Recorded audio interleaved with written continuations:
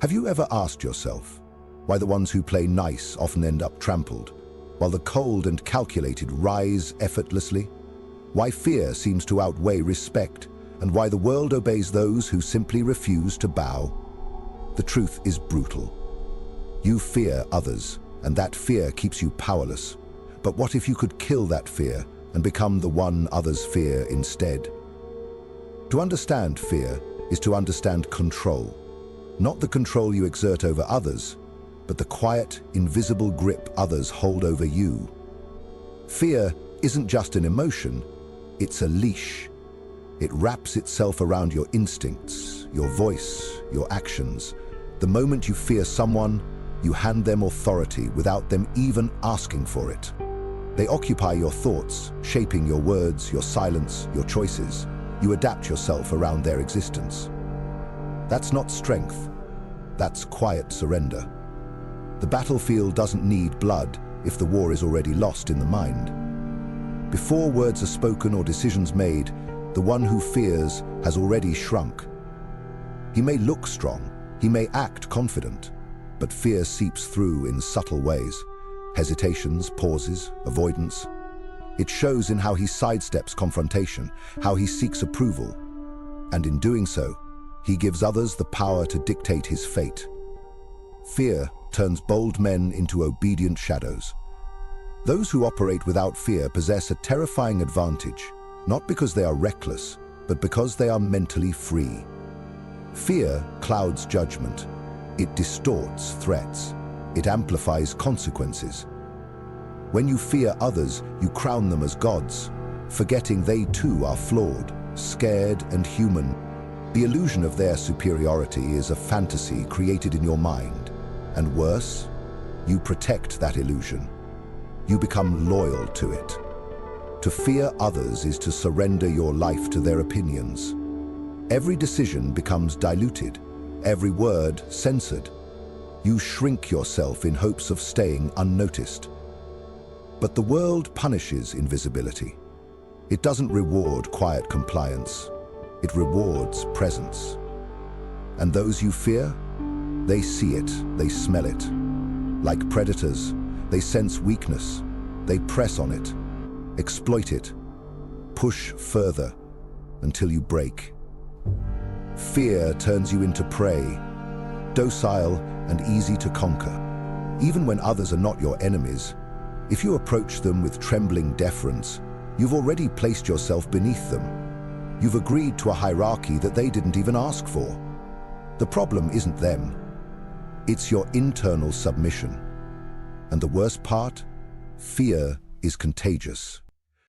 When you show it, others treat you like a doormat.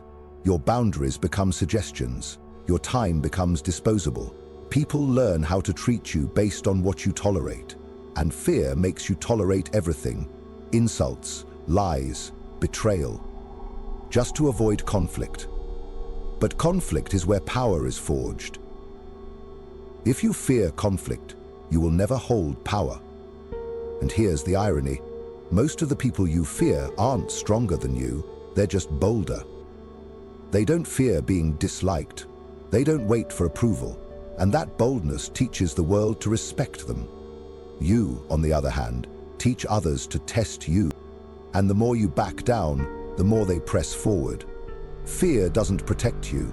It exposes you. It marks the exact spot where you can be broken. The tremble in your voice, the pause in your step. It's a map for your enemies. And they will strike, not with sympathy, but precision. The world does not spare the fearful. It rewards the bold. It obeys those who refuse to kneel first. It is governed not by fairness, but by force. Strategic, deliberate, and merciless. Those who still believe that virtue is the gateway to power are sleepwalking through a world that was never designed to favor them. The righteous man follows the rules he did not write.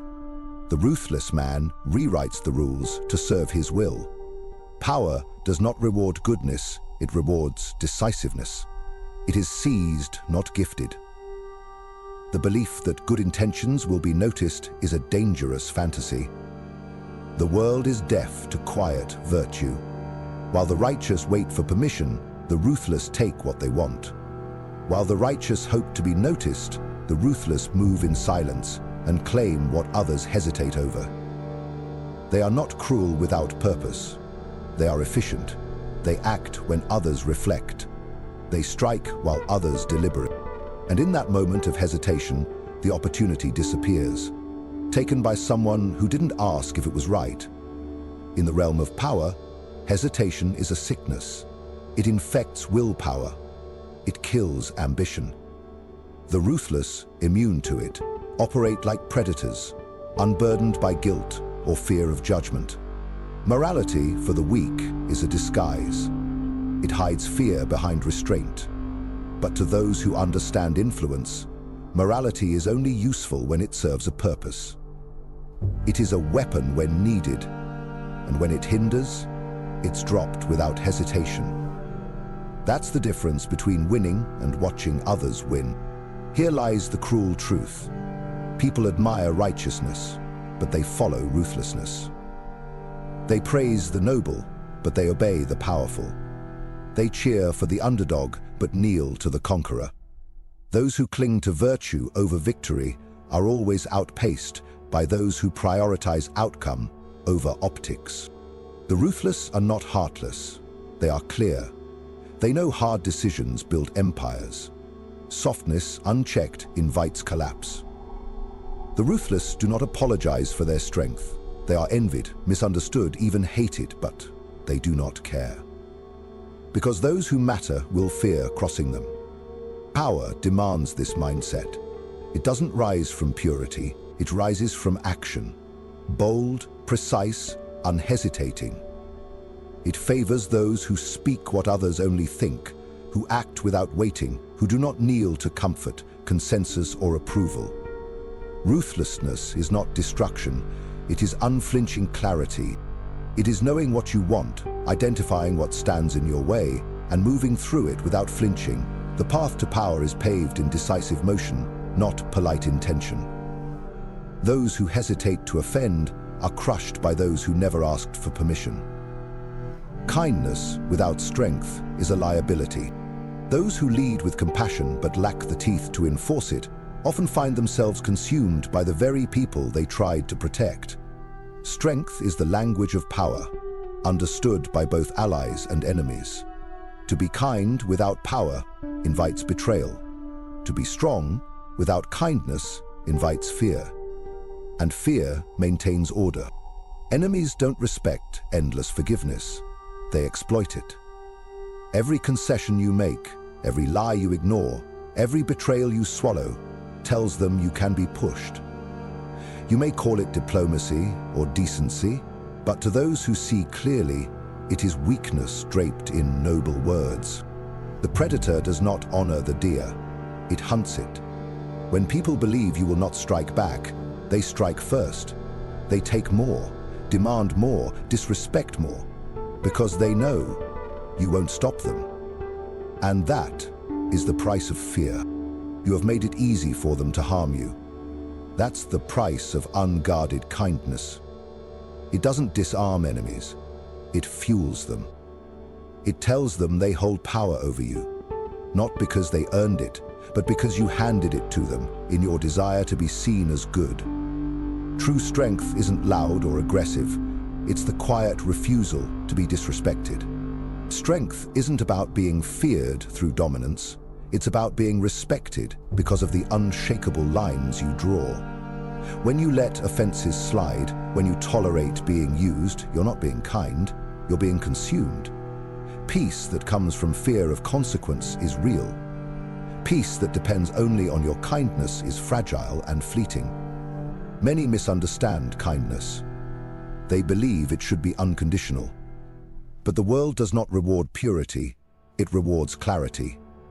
The clearest message you can send to those who test you is this: I am fair, but I am not weak. I give, but I do not let myself be taken from.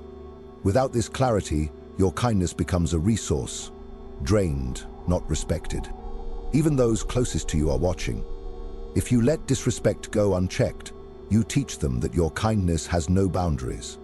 Small jokes at your expense, decisions made without your input, favors taken for granted. They don't do this out of hate, but because they've learned you won't push back. That's how the erosion begins. Ironically, it's those who are feared that often end up being respected and even loved, more than those who are just nice. People trust strength. They know where they stand. They feel the weight of real boundaries. Strength isn't about cruelty, it's about being capable of it and choosing restraint. That's what gives your mercy meaning. Kindness without the power to do harm is not virtue, it's submission. A lion's gentleness matters only because he can tear you apart. Those who choose mercy despite having power are noble. Those who show mercy because they have no other option are ignored. It's not your kindness they remember, it's what you did when they tested your limits. Enemies don't respect soft hearts. They study your silence. They test how far they can go. And when you don't resist, they move in further without guilt. Before you can fear no one, you must conquer your own fear. True fearlessness isn't about being reckless. It's about mastering the chaos inside you. The most dangerous enemies aren't around you, they're within. Pride, insecurity, desperation. These are the voices that make you weak. The man who has not mastered himself will always serve someone who has. Power isn't about controlling others, it's about controlling yourself. And that begins with emotional discipline. Real strength isn't loud. It's not in shouting, it's in silence. It's the calm in your eyes, the stillness in your reaction, the certainty in your posture. The strongest man is the one who chooses action only when it's needed, who does not tremble when tested. His restraint is proof of his power. Control is the highest form of strength. Weak men react, they explode, they panic, they beg. And under all that noise is fear. Fear disguised as ego. Fear disguised as anger. But a man with true power doesn't panic. He plans. He waits. And when he moves, the strike is surgical and final. You cannot manipulate a man who doesn't crave your validation. You cannot bribe a man who has mastered his desires. He acts out of will, not out of weakness. He knows who he is. He knows his worth. His strength begins where need ends, and that makes him dangerous in the eyes of the world. The world tries to shrink you. It tells you to play small, to be agreeable, to fit in. But the man who has killed his fear no longer asks for permission. He does not rebel just to rebel. He simply moves according to his own code. That kind of clarity can't be broken. Even in the face of chaos, he stays composed. While others panic under pressure, he remains surgical. Where others react with emotion, he calculates. He refuses to let fear cloud his judgment. This makes him unpredictable, untouchable. You can't read a man who doesn't wear his fear on his sleeve. That's what terrifies those who try to control him. His presence alone changes the atmosphere, not because he's loud, but because he cannot be moved. His silence carries weight. His lack of reaction confuses enemies. There is no fear in his posture, no desperation in his voice. He doesn't need to prove himself. That's what makes him dangerous. This man has already walked through fire. He's already died 1,000 deaths in his own mind. He's already lost, rebuilt, and risen again. He does not fear being broken because he knows he can rise. His confidence is not loud, but it's absolute. Earned in solitude, forged in discipline. What makes a man truly fearless isn't arrogance, it's mastery. He doesn't seek safety, he creates it. He doesn't beg for peace, he becomes someone no one wants to disturb. His power lies not in his cruelty, but in his ability to choose when to be cruel and when to walk away.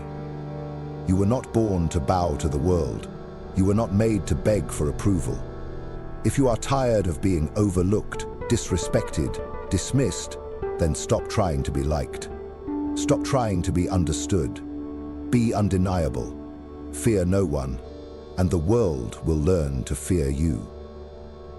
This kind of strength creates respect, and respect, not affection, is the foundation of any lasting peace. Because peace that's built solely on kindness is fragile. It shatters at the first sign of tension. Peace that is built on the fear of consequence, however, endures. Many confuse this idea, believing that kindness should be unconditional. They forget that the world does not reward good intentions. It rewards clarity. The clearest signal you can send to those who may test you is this: I am just, but I am not soft. I am fair, but I am not a fool. You must show the world that while you give generously, you will not allow yourself to be taken from. Without that boundary, your kindness becomes currency, spent by others without care, without acknowledgement. And this isn't just about enemies. Even those close to you begin to pay attention to how you respond to subtle disrespect.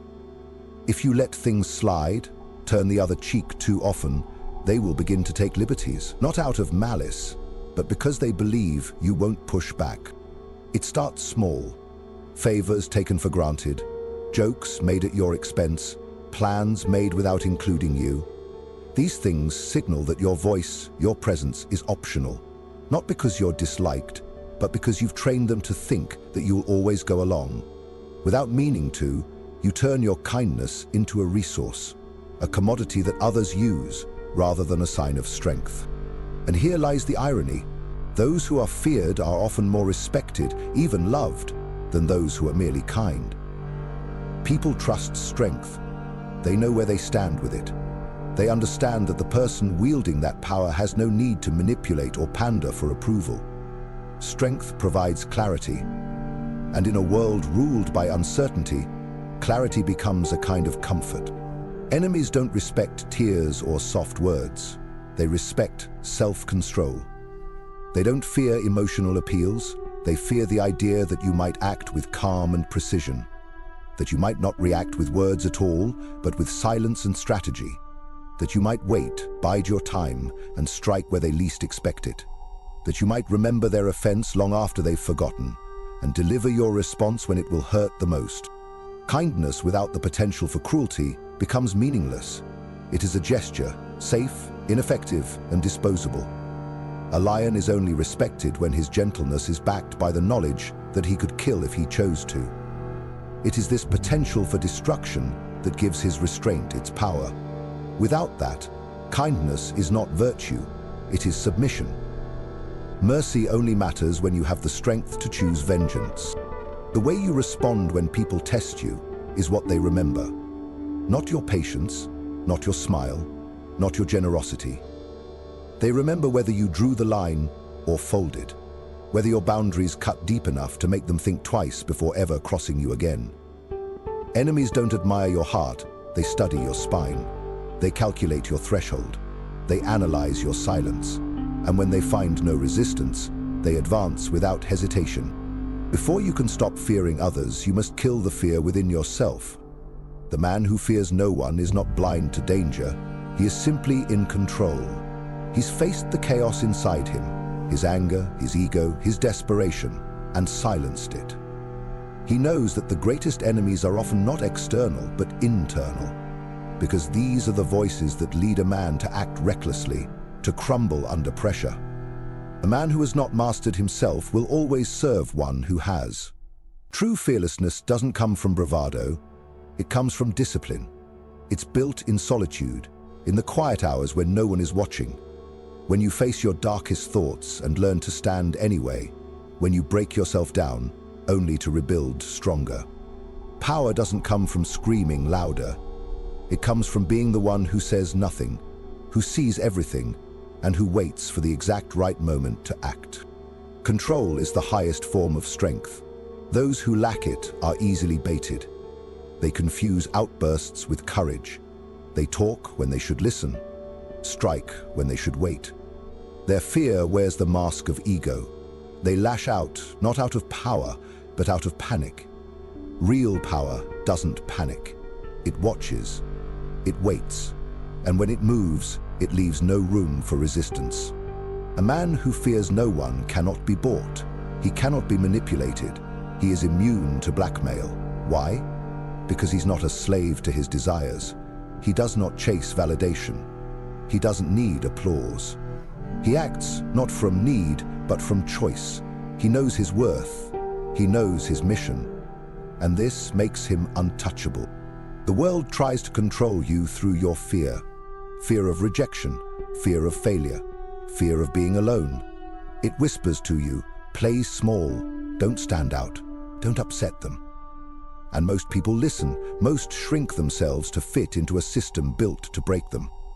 But the man who has killed his fear no longer asks for permission, he moves with sovereignty. He doesn't rebel for rebellion's sake, he simply obeys his own code. That code is unshakable. Even under threat, he stays calm. While others react with emotion, he responds with calculation. His clarity is his weapon. It lets him see what others miss. It gives him patience when others are impulsive. And when the time comes to act, he does so with devastating precision. He doesn't need to be loud. His very presence shifts the atmosphere. There is no panic in him, no desperation to be liked, no need to prove anything. And that terrifies those who wish to dominate him, because they cannot find leverage. They cannot find his weak point. He's not owned by anyone, not even his own ego. He has already walked through fire. He has already died many quiet deaths, and he's rebuilt himself, stronger, quieter, deadlier. That is true fearlessness. Not arrogance, not rage, but discipline, self-mastery, and a crystal-clear sense of purpose. He does not chase peace, he creates it. He becomes the type of man no one wants to provoke. Dangerous not because he harms, but because he could, and chooses not to. And when the moment calls for it, he acts with such precision that resistance becomes impossible. You weren't born to shrink. You weren't made to beg for respect.